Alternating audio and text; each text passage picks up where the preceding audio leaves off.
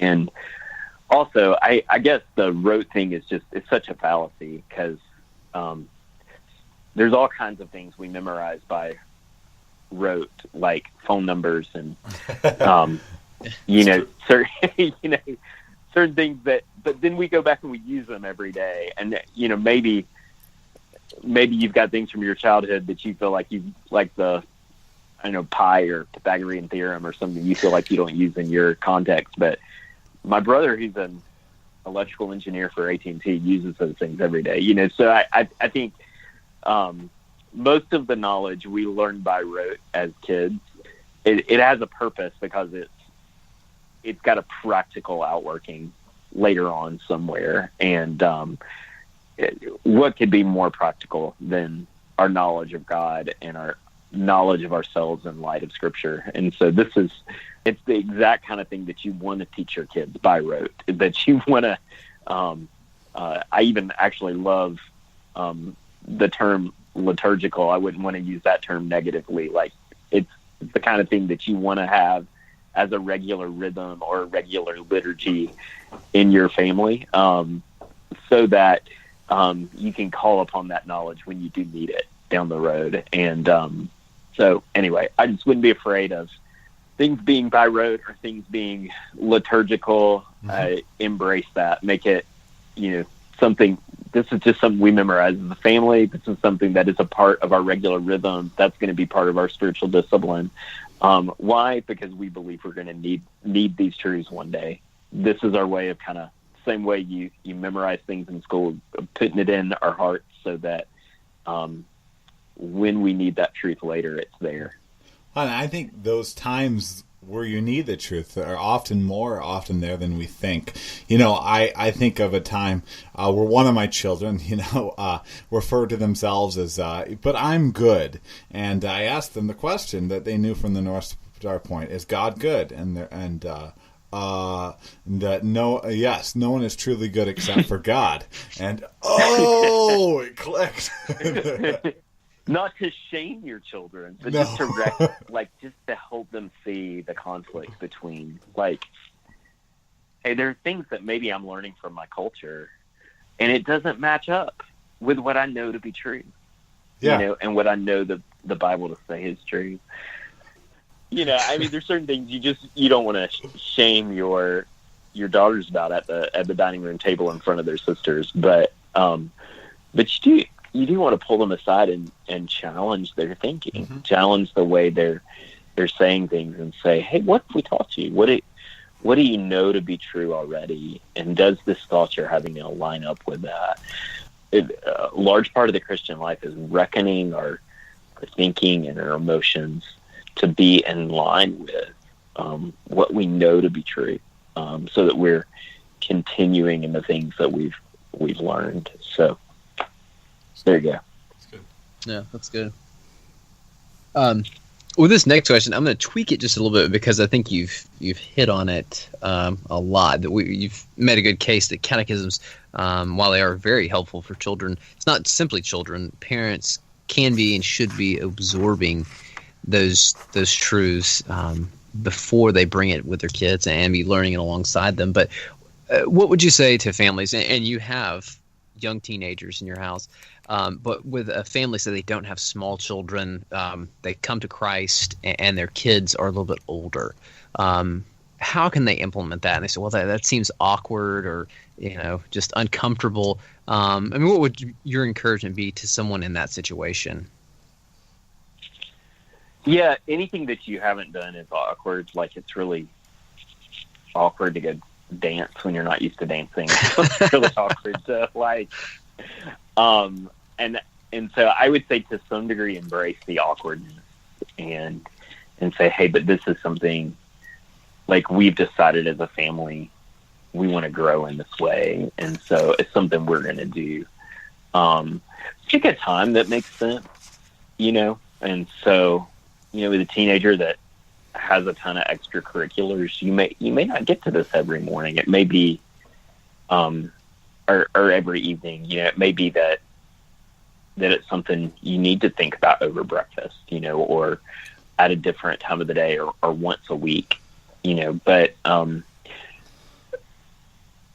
press into that, and then allow them to have feedback, you know. And I think another thing is when you've got kids who are at multiple ages, involving the older kids in helping quiz the younger kids, or you know, we learn things the best when we teach. And so if you can share some of that teaching authority, or that leadership authority with your older children, it'll help them embrace more being a part of it, you know. So an older kid, you know, not always in the mood to do it, but I mean, an older kid will help their younger sibling with homework and not feel like they're being told to do something that's babyish when they're helping their younger sibling. And so I think if you've got an older child that has younger siblings, and say, hey, this is something we want to learn together as a family, would you kind of help mom and dad, you know, teach this to your younger brothers and sisters? And I think that's always it's always helpful with preteens and teenagers to give them a job to do, rather than just expecting that they're going to want to just sit there while you teach and quiz them, but to actually give them the job of helping kind of pass this on and teach it to others is empowering to them, and says, hey, I trust you to learn this and think about passing it on to your younger sisters. That's good. Yeah, that's good counsel. Now, what are some potential dangers in using catechism? Yeah, so I mean, I think if the catechism becomes the main thing and not the scriptures themselves being the main thing, or the gospel message that the catechism points to being the main thing. So I think that's one.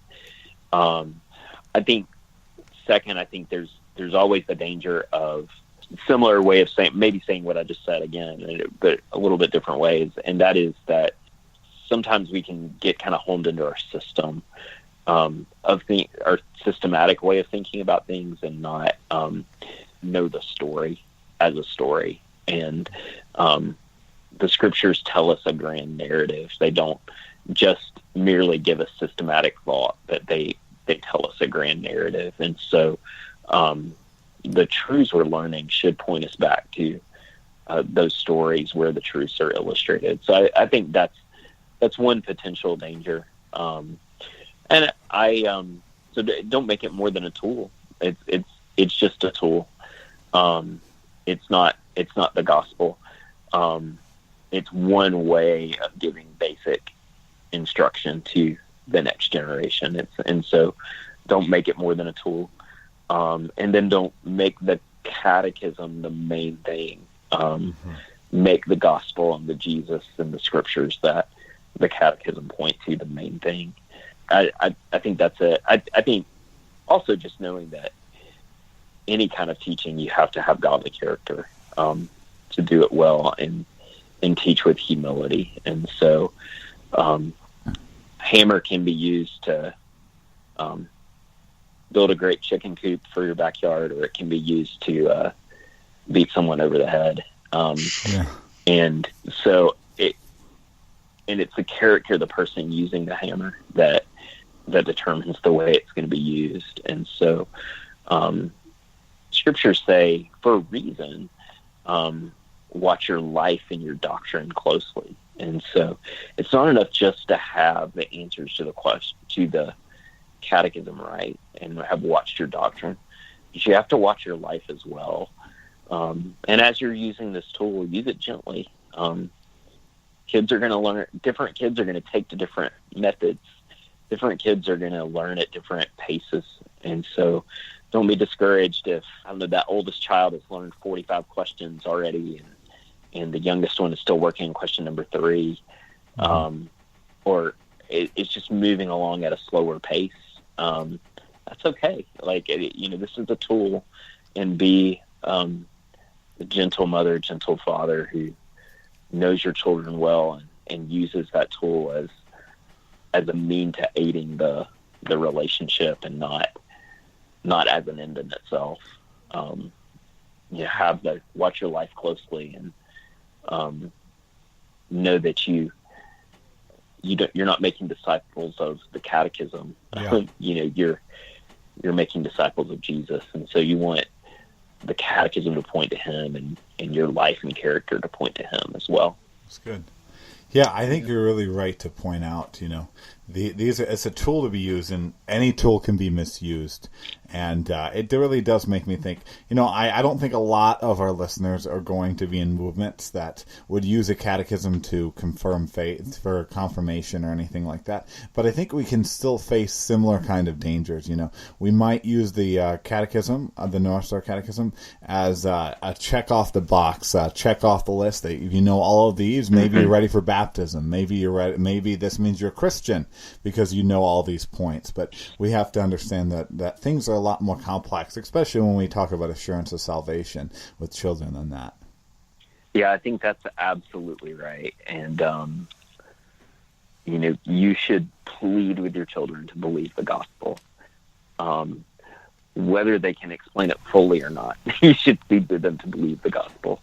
But oftentimes, and the Pharisees show us this, right? You can have folks who can explain doctrine fully, but their hearts aren't there. They don't actually believe it deeply, and so that's the danger of any teaching, that we can know the truth in our heads, but that truth not make it into our hearts, and we actually haven't come alive to it. And so at the end of the day, we just need to know this is a tool. It doesn't confirm salvation. It does not. That certainly doesn't guarantee salvation. But it's a way of training our kids, building them up in a biblical worldview, and pointing them toward the good news of the gospel, the good news that is found in Jesus. Yeah, that's good. How can churches? We talked a lot about individual families. You mentioned a little bit about what you guys were doing. Sometimes, you review that when the church is gathered. How can a church and the leaders of the church create a catechizing culture there among the families in the church? Yeah, I think just in the same way that parents teach kids and kind of capture moments and call them back to the good news, pastors are constantly teaching and training their people. And so, if this is really language, the language of the catechism is something your church as a whole is going to own as the way we're speaking about the gospel, then that language has got to inform your preaching. It's got to inform your teaching. And then, capture those moments that you are teaching to kind of call people back to that language or that truth. And then I think you got to model it. And so in those moments when you have an opportunity to say, hey, as the North Star Catechism, so some of you are teaching this to your kids, like, here's the question and answer that those of us who are learning this have learned. Or maybe when the catechism question the kids are learning in the children's area relates to the sermon the adults are hearing, there's enough awareness between staff to say, hey, kids are learning this week. It fits with the sermon. It might not be the end of the world to remind the parents, hey, your kids are memorizing this today. It's a way to review the truth we're learning about in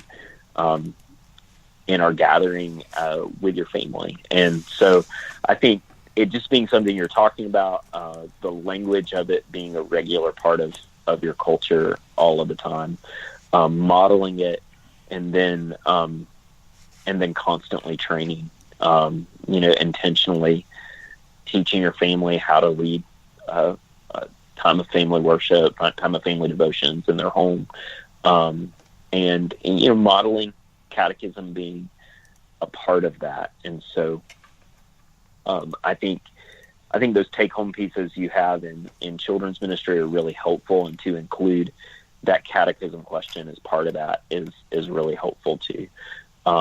Timothy Paul Jones, this is not something we've done in our church, but Timothy Paul Jones talked about when he was a lead pastor in Oklahoma,